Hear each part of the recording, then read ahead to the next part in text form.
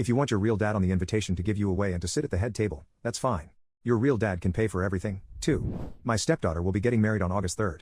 The wedding planning has consumed most of her and her mother's life. I say her mother because we aren't married, though we've lived together for 10 years for the past 6 months. My stepdaughter graduated last December from university. I paid for her to go college, though it was a state school, it still ran $40,000. She does not have a job and has been living with us for the duration of her college career and since her graduation. I also bought her a car to return from school when she finished high school. From time to time, her deadbeat father would pop into her life, and she would fawn all over him. Although he has not contributed a cent to her education or paid any child support, though that is my girlfriend's fault as CS was not part of the settlement, she still loves him and wants him in her life. He stays long enough to break her heart by skipping town and breaking some promise that he made her. The wedding venue holds 250 people max. I gave them a list of 20 people I wanted invited, since I was paying for everything. They told me that was no problem and they'd take care of it. So I let these people know they'd be getting an invite, and they should save the date. Saturday, I saw one of my friends on this list at the golf course and asked if he was coming.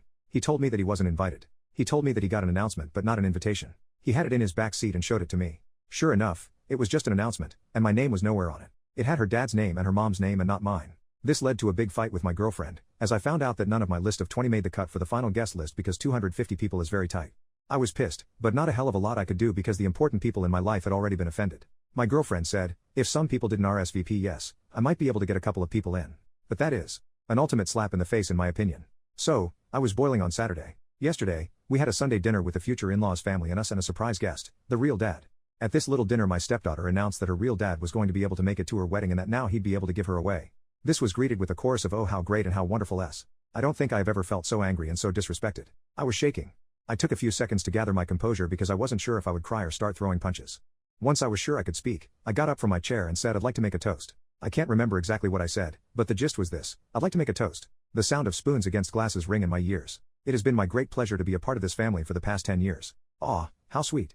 At this point in my life, I owe a debt of gratitude to the bride and groom because they have opened my eyes to something very important. Confident smiles were exchanged. They have shown me that my position in this family is not what I once thought it was. And now, a glimmer of confusion and shock spreads on the faces in the room.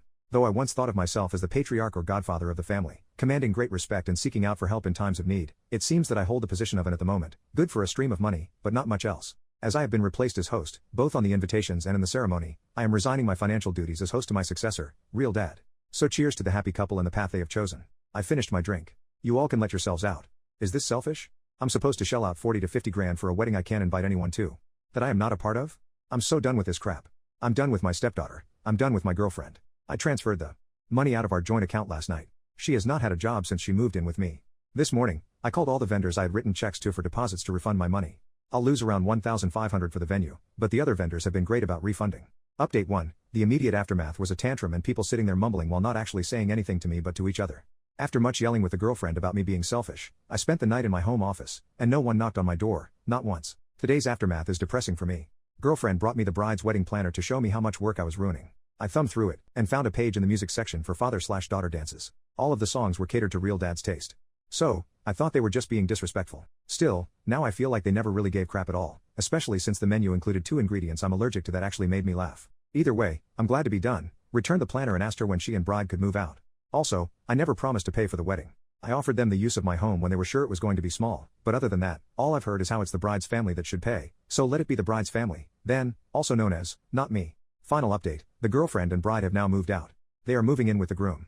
It was very hard not to be petty with some of the belongings they took with them, but it's done. I switched out the locks, and now it's time for a brew. I can't believe this story's popularity, but I feel good to be given support by so many. If I find out what happens with the wedding, I will let you know, but I can't guarantee that I will try to find out. I've heard that they are trying to scale things back and get his parents to help.